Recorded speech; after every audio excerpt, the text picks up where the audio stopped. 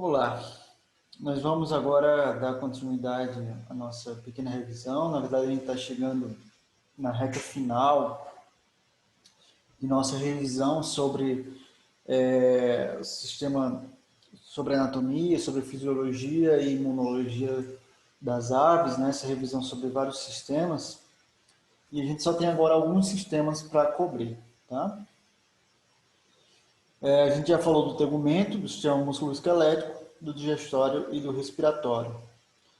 Vamos então falar um pouquinho sobre o sistema urinário das aves e também do cardiovascular. Bom, a gente vai começar pelo sistema urinário. Não sei se vocês conhecem essa ave. Essa aqui é uma ave chamada de secretário, que é uma ave bem bonita, né?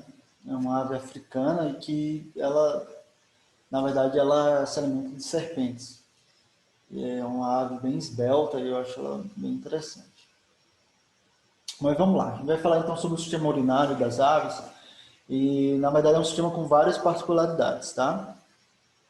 A primeira delas é a composição, a morfologia dos rins, que vai ser diferente do que a gente está acostumado a ver nos mamíferos, tá?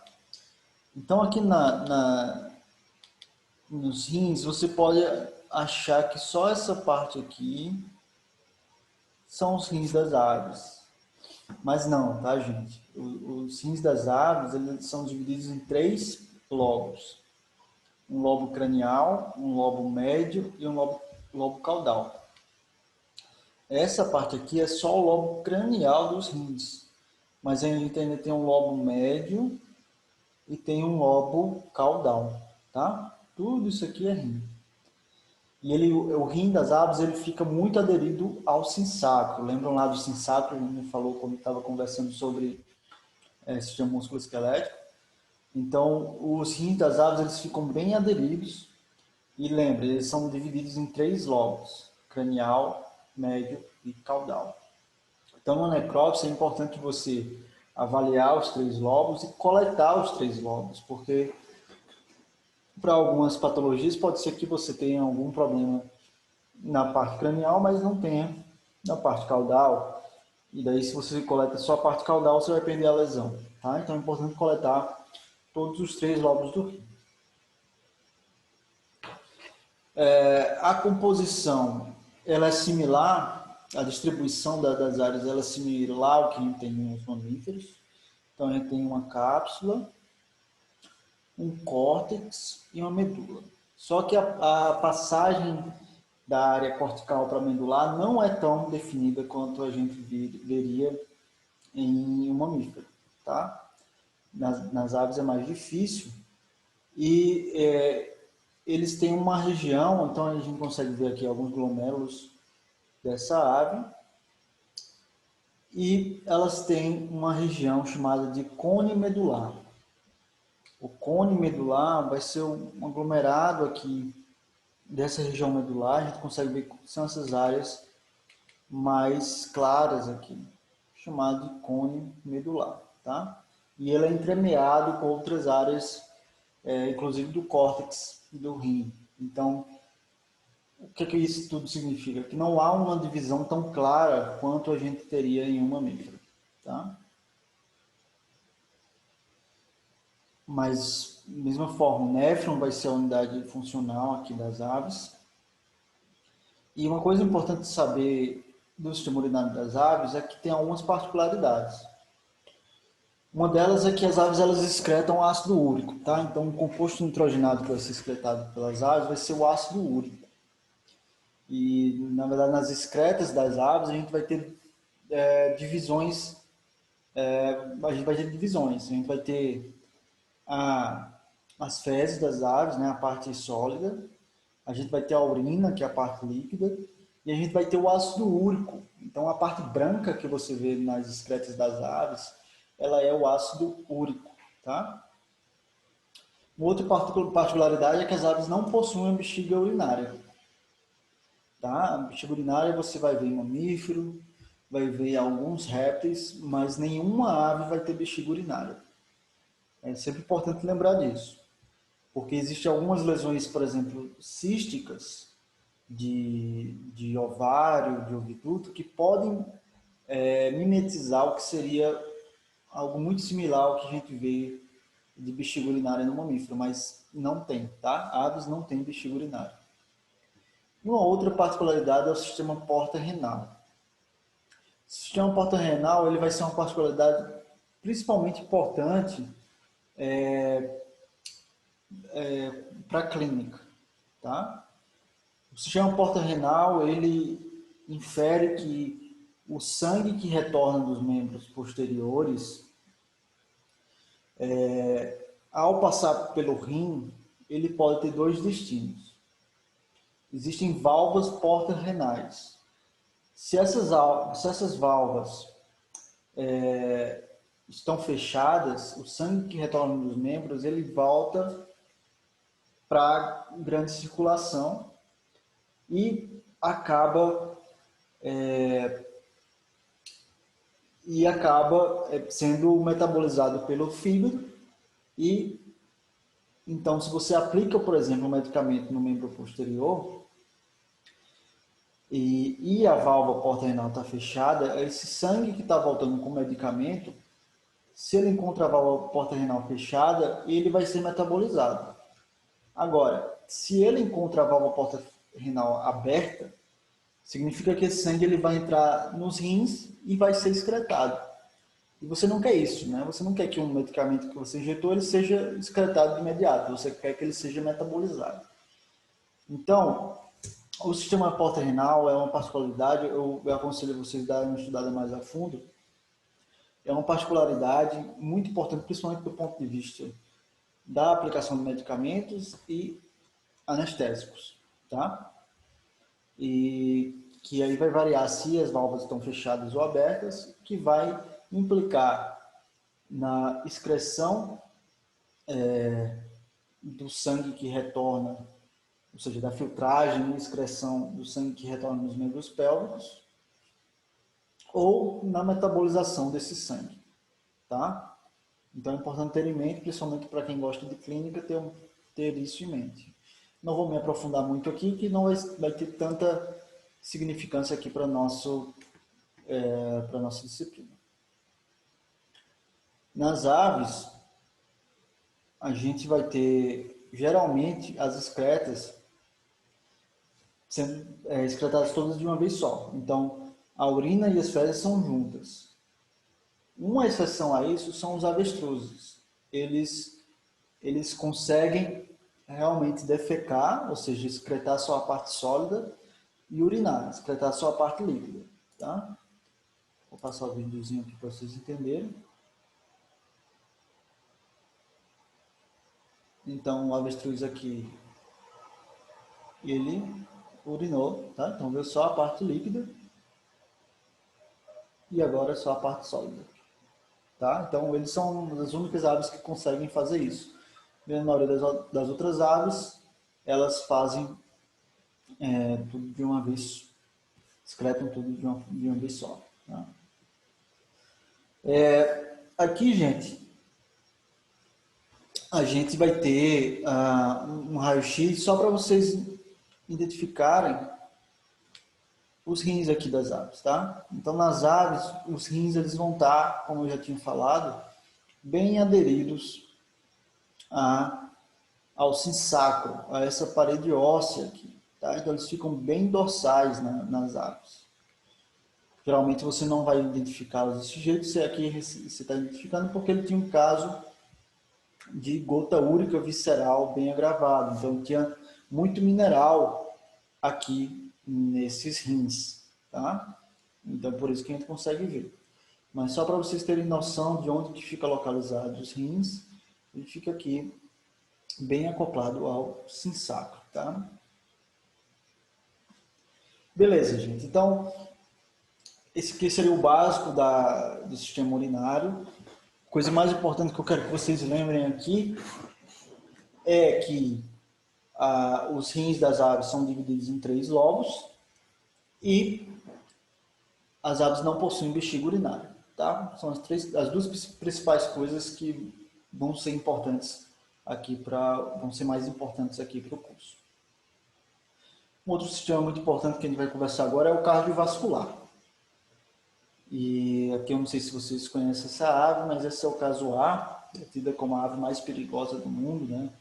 Ele tem uma das garras muito afiada, que eles usam para chutar mesmo, e usam como uma lança. E é uma ave australiana que mais parece um dinossauro, né? Mas é uma ave que eu acho bem interessante. Mas vamos lá, beleza. Vamos conversar um pouco sobre o sistema cardiovascular. E conforme vocês conseguem ver nesse diagrama, apenas as aves e mamíferos têm 4 cavidades bem definidas no coração, tá? Apenas aves e mamíferos têm corações tetracavitários. Contudo, apesar dos répteis não terem corações tetracavitários, os crocodilianos, né, os jacarés e crocodilos, eles têm 4 cavidades, tá? Só uma exceção aqui no grupo dos répteis, mas em linhas gerais essa formação de 4 cavidades ela surgiu mesmo nas aves e mamíferos. A gente faz a necrópsia de uma ave, é isso aqui que a gente vai encontrar, tá? Então a gente vai ter o coração aqui no meio, o fígado está aqui embaixo. A gente consegue ver que o coração está dentro do saco pericárdico, tá? Assim como um mamífero estaria. E aqui tem grandes vasos do coração saindo do coração. Eu chamo a atenção aqui para essa questão dos grandes vasos, porque é algo bem importante. Na necrópsia, a gente sempre precisa coletar os grandes vasos do coração. Por quê? Existem doenças que afetam especificamente esses vasos. Então, às vezes, você vai e coleta só o coração, mas a lesão, na verdade, estava nos vasos. Então, você perde essa lesão. É importante sempre lembrar de coletar. Aqui, sem o saco pericárdico, a gente consegue ver melhor os grandes vasos, né? Que a gente vai falar um pouquinho mais na frente, tá? Interessante dessa imagem também é que você consegue saber que grupo de ave é essa aqui, né? Se vocês lembram, mas eu tinha mostrado a siringe das aves e tinha falado sobre a bula siríngea, né? Que está presente no grupo dos gansos, dos patos, dos cisnes. Então isso aqui é uma ave pertencente ao grupo dos anseriformes, que é esse grupo de aves que inclui os patos, gansos e cisnes. No coração aqui, então, uma coisa que eu quero chamar muita atenção é esse tronco aqui, tá? Que é o chamado de tronco braquiocefálico. Ele é o principal tronco, quando a gente faz a necrópsia de uma ave, ele vai ser o principal tronco vascular que a gente encontra, tá? Então é sempre importante estar se guiando por ele. Claro, você vai encontrar outros vasos também, como a aorta descendente, o tronco pulmonar, que é isso aqui. Mas o que fica mais evidente quando a gente abre a ave vai ser o tronco braquiocefálico, tá?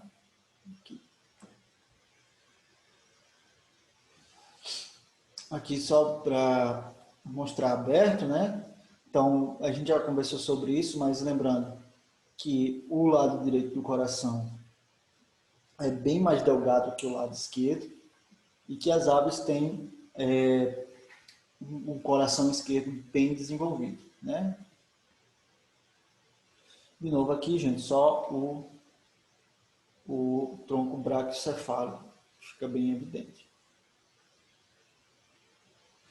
Então, aqui, só para relembrar vocês, né? De novo, eu tenho aqui o lado esquerdo do coração bem desenvolvido, bem espesso, enquanto que o lado direito bem mais delgado, não é isso?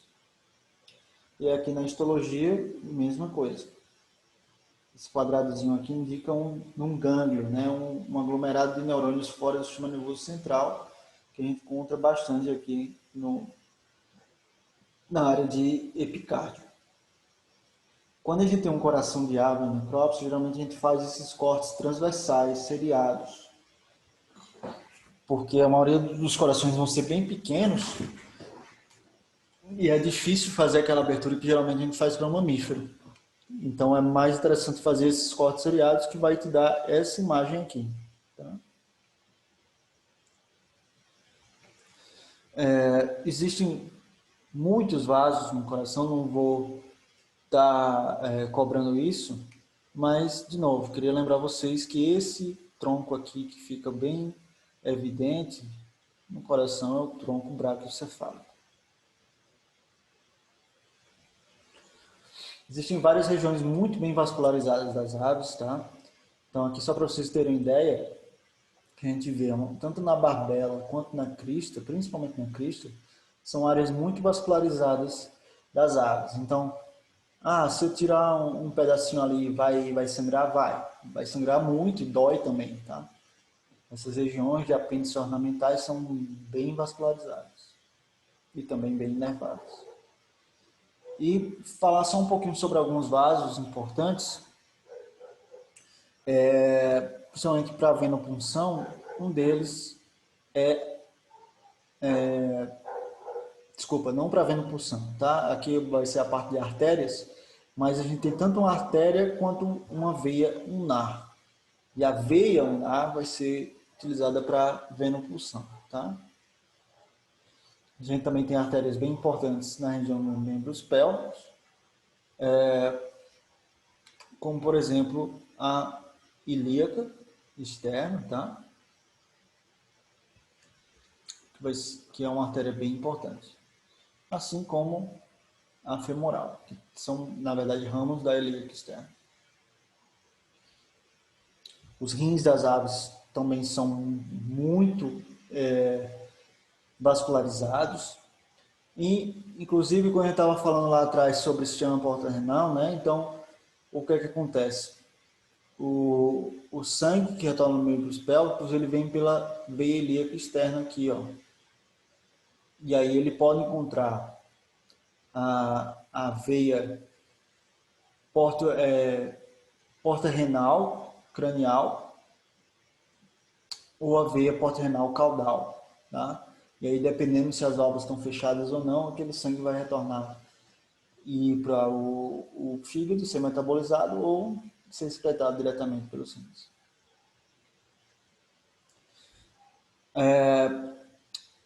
Agora sim, falando de veias, tá, gente? Tem várias veias bem importantes nas aves. E para a venopunção, agora sim, falando de venopunção, as mais importantes que a gente vai ter vai ser a jugular, tá? A jugular vai ser uma veia bem importante. A jugular direita geralmente é bem mais calibrosa do que a jugular esquerda, tá? Então geralmente é um local de eleição para coleta de sangue. Em algumas aves vai ser difícil encontrar, mas é um vaso calibroso que permite uma colheita de sangue adequada. Um outro vaso que você pode tentar é a veia ulnar, também chamada de veia basílica. E apesar de ser um vaso fácil de achar, o problema aqui é que é um vaso muito fácil de romper. Então, às vezes, você acaba causando um problema, um hematoma grande, ao invés de uma colheita satisfatória de sangue. Nos membros pélvicos existem algumas vezes que você pode estar utilizando, como a veia metatarsal e a veia tibial, o tíbio tarsal. A gente vai ter uma veia que passa bem aqui, ó. Nem sempre é fácil de achar, principalmente em animais que têm a podoteca escura, tá? Então, é preciso um pouco de prática e geralmente você acaba desenvolvendo prática mais com espécie, e aí vem outra espécie e ela tem uma particularidade diferente. Então, dessas todas que a gente conversou, a mais interessante realmente vai ser a jugular. Então, aqui está a veia tibial, também pode ser usada, mas a veia jugular geralmente ela é mais fácil e permite uma colheita adequada de sangue. Aqui só a gente colhendo um pouco de sangue de um arara canindé. Obviamente vocês conhecem esse cara aqui, né, o Rafael. Um cara muito bom de ver. E colhendo aqui da veia tibial, tá? Uma particularidade muito importante aqui que é necessário ter em mente é que as aves elas têm hemácias nucleadas, tá? Assim como os répteis. Então, os mamíferos eles têm hemácias sem núcleos, mas as aves têm hemácias com núcleo, tá? Geralmente esse formato meio oval e com um núcleo central. Isso é completamente normal e é muito importante entender isso, tanto do ponto de vista de patologia clínica, né? Como também do ponto de vista de anatomia patológica. Então, quando você tem uma lâmina de algum tecido de ave, geralmente ele vai parecer muito celular, porque todas as hemácias elas vão ter núcleo, coisa que você não veria em um mamífero. Né? Em mamífero você ia ver só o rosadinho das hemácias. Nas aves você vai ver núcleo, então ela fica como se fosse um tecido cheio de pontinhos. E isso pode levar um tempo para que você se acostume a estar olhando tecidos de aves. Beleza, gente?